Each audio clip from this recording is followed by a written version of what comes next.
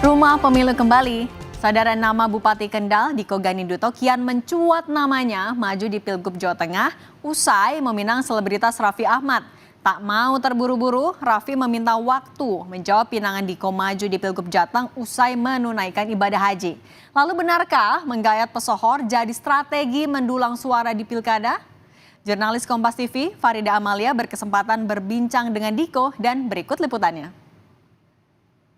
Ya, sudah Pilpres telah usai dan Pilkada di depan mata. Sejumlah nama yang akan ikut dalam kontestasi Pilkada 2024 pun bermunculan. Di Jawa Tengah, santer juga nama selebritas yang wacananya akan digandeng untuk duet dalam Pilgub Jateng 2024. Nah, benar atau tidak selebritas ini nantinya akan digandeng untuk Pilgub Jateng 2024? Kita akan kupas selengkapnya bersama dengan narasumber saya berikut ini. Yuk! Apa kabar Mas Diko? Halo Mbak, apa kabar? Alhamdulillah. Masih lagi ngasih makan kuda. Lagi ngasih makan kuda. Kesibukannya apa aja nih Mas Diko nih? Ya ini kalau sore biasanya waktunya kosong, hari ini pas libur. Jadi kita kasih makan binatang-binatang yang ada di rumah dinas. Ada di rumah dinas. Dan rumah dinas ini kalau sore juga terbuka untuk umum? Ini dibuka untuk masyarakat umum.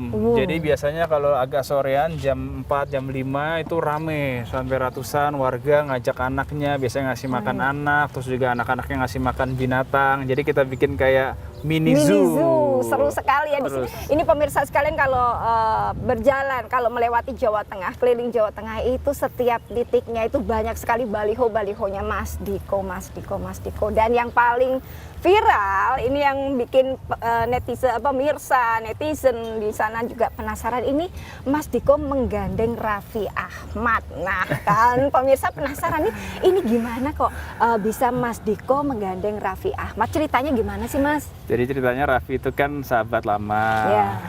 Baik juga dengan istri saya dari zaman dulu, mereka syuting bareng gitu. Jadi saya melihat juga Raffi ini kan sosok anak muda yang sangat kreatif, sangat berkontribusi dengan potensi yang dimilikinya gitu.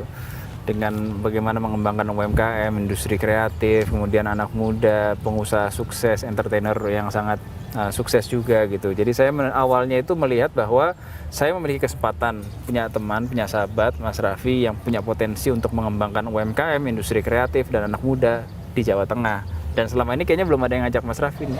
Nah saya kan punya kelebihan kenal dengan Mas Raffi, salah satunya ya saya coba untuk gandeng dia. Mas mau nggak saya bikinin konsep begini Mas Raffi bantu saya ya.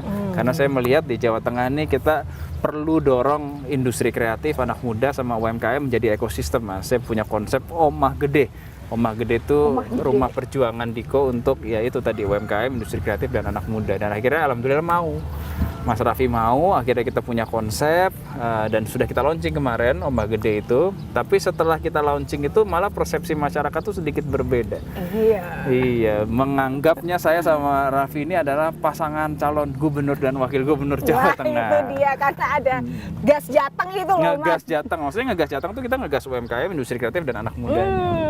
Tapi berarti karena viral begitu, saya bilang sama Mas Raffi, Mas, itu kan kemarin udah terlanjur viral, terus kemudian persepsi masyarakat kok seperti ini. Bahkan kemarin di Kompas TV saya melihat juga rilisnya parameter politik mengatakan bahwa pasangan Diko Raffi nomor 1 di Jawa Tengah hari ini gitu. Jadi saya sempat bilang sama Mas Raffi, Mas, kemarin kan janjiannya kan bantuin UMKM. Nah, kalau ternyata masyarakat menginginkan, ini kan salah satu indikator kontestasi Mas gitu.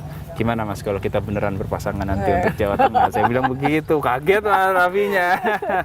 Berarti dari awal ibaratnya udah kepalang basah nih gitu ya Mas Diko ya. Sebenarnya awalnya kita nggak pernah berpikir ke arah sana gitu, tapi ternyata memang dipersepsikan seperti itu. Kadang-kadang kita kan nggak pernah tahu di dalam dunia politik kan gitu. Jadi itu persepsi seperti itu. Akhirnya saya bilang Mas Raffi, Mas saya serius nih, beneran nggak kalau misalkan Mas Raffi mau, kita coba perjuangin deh ke tahap yang berikutnya. Saya bilang begitu. Terus Mas Raffinya akhirnya dia bilang, ya saya izin dulu nih nanti sama orang tua saya, sama istri saya. Terus juga pas kebetulan mau berangkat haji gitu. Nanti saya berdoa dulu di sana. Saya nggak pernah bilang enggak. Nanti setelah pulang haji baru nanti dikabari. Kan penasaran nih, Raffi Ahmad, Mas Diko ini menggandeng Raffi Ahmad, padahal ini kan seperti yang pemirsa sekalian ketahui, Raffi Ahmad ini kan juga belum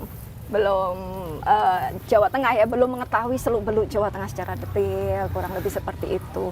Kemudian untuk terjun ke politik pun juga kan pemirsa menanyakan, Raffi berpotensi untuk terjun politik pada Pilgub Jateng nggak sih? Nah, ini gimana kalau Mas Diko? Iya, kalau menurut saya pribadi sih, kalau Mas Raffi, saya punya keyakinan bahwa beliau ini tertarik dengan dunia politik.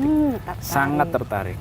Tapi apakah sekarang atau 5 tahun lagi, apa di Jawa Tengah atau di tempat yang lain, nah itu mah nunggu pulang haji dulu. Nah, sebentar lagi. Tapi kalau yang kedua tadi, memang betul Mas Raffi tidak mengetahui wilayah Jawa Tengah, tapi sebenarnya kan seorang politisi itu ketika diberikan amanah, ketika memperjuangkan sesuatu itu bukan masalah pengetahuan terkait daerah, tapi pengalaman beliau, track record politisi tersebut, bagaimana track recordnya bisa memberikan kontribusi terhadap daerah yang akan dipimpin gitu. Contoh saya kan bukan asli Kendal.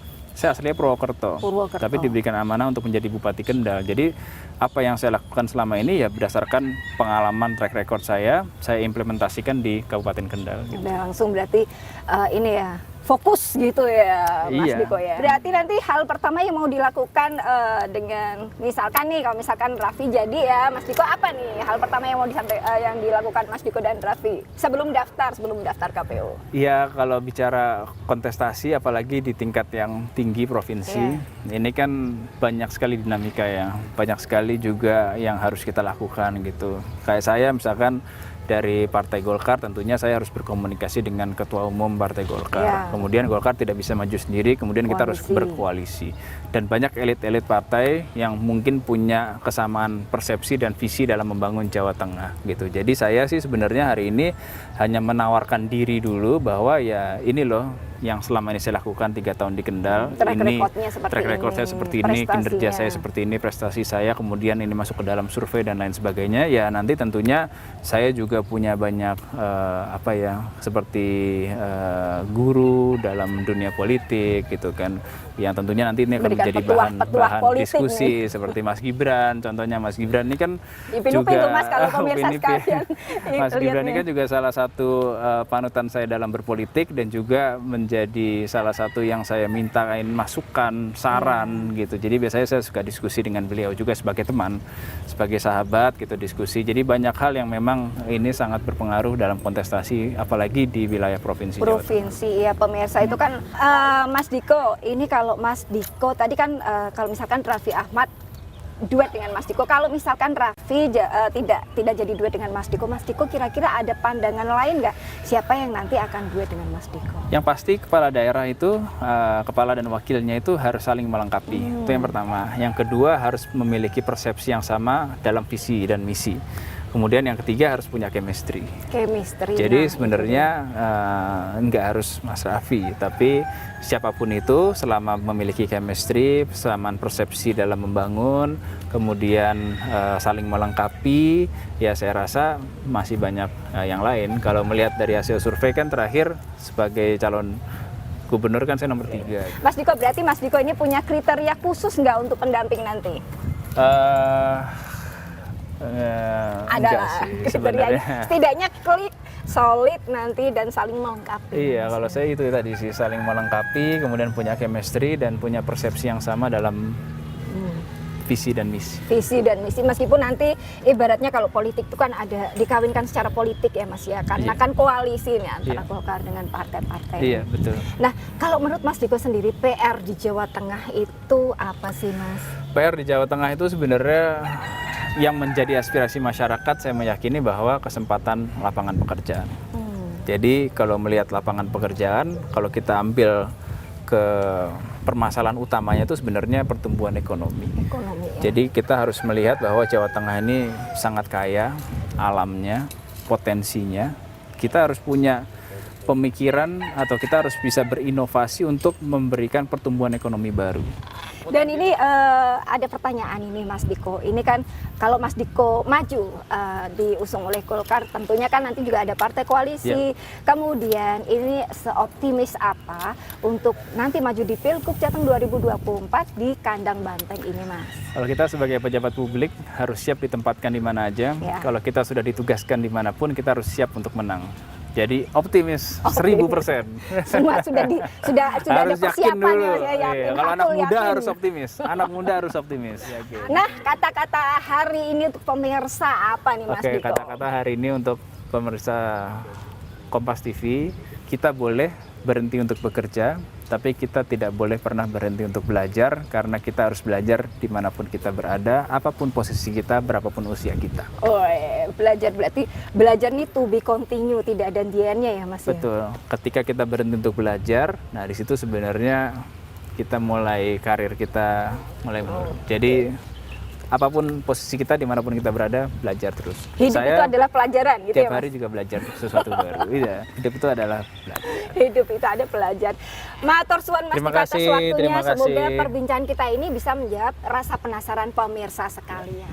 Dan saudara, demikian tadi perbincangan kami dengan Bupati Kendal, Mas Diko. Semoga informasi yang kami berikan bisa memberikan Anda inspirasi dan menjawab rasa penasaran Anda. Saya Farida Amalia, mewakili kerabat kerja yang bertugas, mengucapkan terima kasih atas perhatian Anda. Kompas TV, independen, terpercaya. Matur suwun Mas terima kasih, Diko. Mbak. Terima kasih, Monggo Mbak. kalau mau lanjut Iya. kasih makan burung lagi.